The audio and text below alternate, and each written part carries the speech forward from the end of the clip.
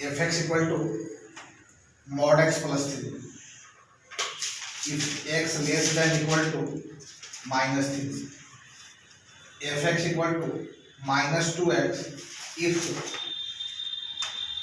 x lie between minus 3 to plus 3, और fx equal to 6x plus 2 if x greater than equal to 3। देखिए तो यहाँ पर सबसे फर्स्ट में आपको ये देखना है कि ऐसा कौन सा पॉइंट है जिस पर कंटिन्यूटी निकालना। तो देखिए x लेस देन a पर फंक्शन डिफाइन हो,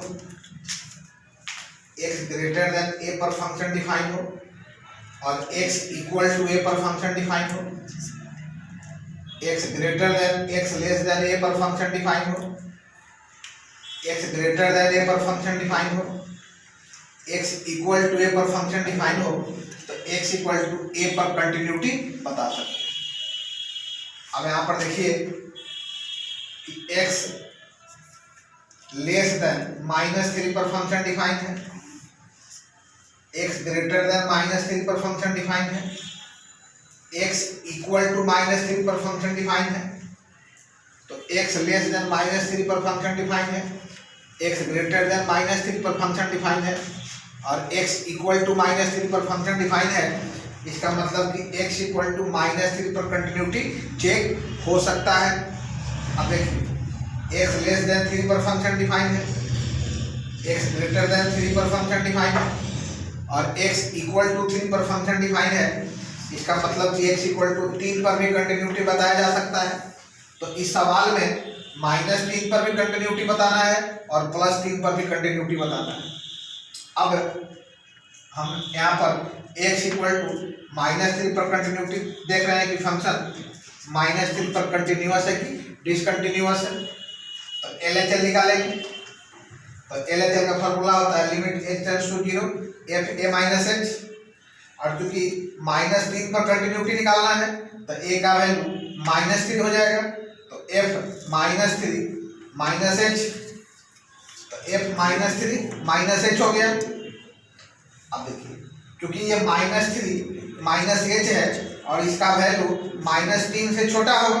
अब माइनस 3 से छोटा पर फंक्शन मॉड x प्लस 3 है, तो F X equal to mod x plus 3, तो f माइनस 3 माइनस h की का वैल्यू निकालना है। तो यहाँ पर मॉड x की जगह पर मॉड माइनस 3 माइनस h रख देंगे, ये हो जाएगा mod limit h tends to 0 mod minus 3 minus h plus 3। अब लिमिट निकालना है तो h की जगह पर 0 रख देंगे, तो mod minus 3 minus 0 plus 3 mod minus 3 plus 3 value क्या हो जाएगा प्लस 6। तो LHL का वैल्यू आया प्लस 6।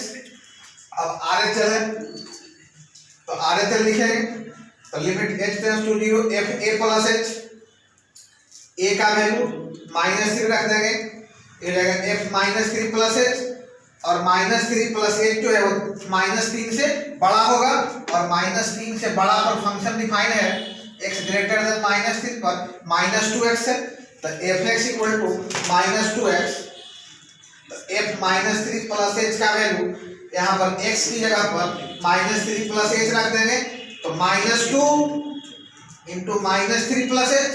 अब लिमिट रख देंगे h की जगह पर 0, माइनस 2 माइनस 3 वैल्यू आ गया प्लस 6। अब निकालना है f माइनस 3 का वैल्यू, तो f माइनस 3 निकालना है, तो f माइनस 3 पर यहाँ देखिए एक बार फिर से सवाल को देखिए, f माइनस 3 पर फंक्शन क्या डिफाइन है मॉड x प्लस 3, तो F X equal to mod x plus 3 f minus 3 equal to mod minus 3 plus 3 mod minus 3 plus 3। अब मॉड माइनस 3 का वैल्यू प्लस 3, तो 3 प्लस 3 मॉड f माइनस 3 का value कितना आ गया plus 6।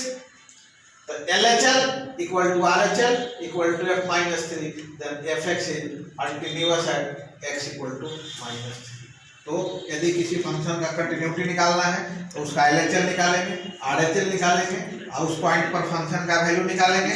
यदि तीनों वैल्यू बराबर होगा तो बोलेंगे कि फंक्शन कंटिन्यूअस है, और यदि तीनों बराबर नहीं होगा तो बोलेंगे कि फंक्शन डिसकंटिन्यूअस है। अब x इक्वल टू 3 पर कंटिन्यूटी बताना है। LHL निकालेंगे, limit h tends to 0 f a minus h, ये LHL का फॉर्मूला है। और चूंकि a का वैल्यू यहाँ पर 3 हो जाएगा तो limit h tends to 0 f3 minus h, और f3 माइनस h का जो वैल्यू है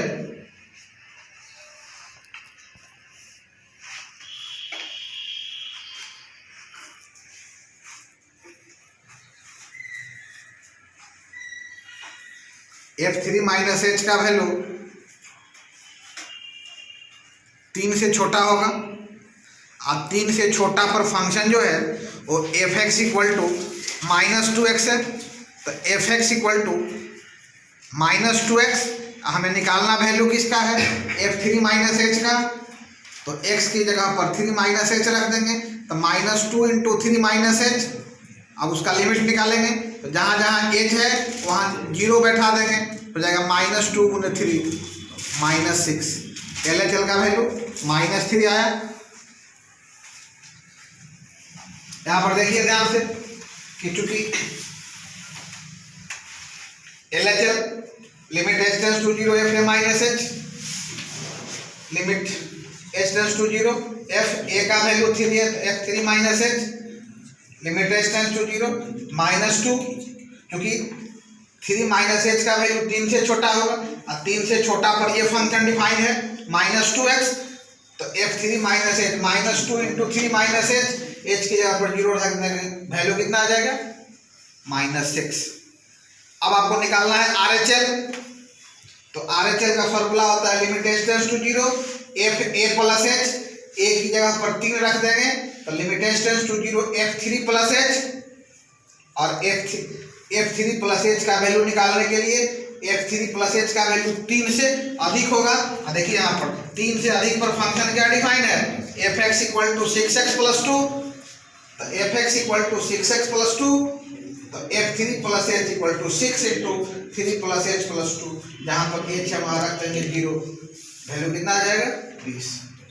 अब f(x) equal to 6x plus 2, क्योंकि फंक्शन का वैल्यू 3 पर निकालना है, तो f3 इक्वल टू 6 गुने 3 प्लस 2 20।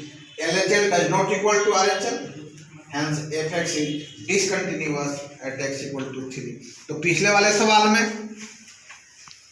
x इक्वल टू -3 पर फंक्शन कंटिन्यूअस था, लेकिन x इक्वल टू +3 पर फंक्शन डिसकंटिन्यूअस है, क्योंकि LHL का वैल्यू -6 आ रहा है, RHL का वैल्यू +20 आ रहा है, और फंक्शन का वैल्यू f3 का वैल्यू भी 20 आ रहा है।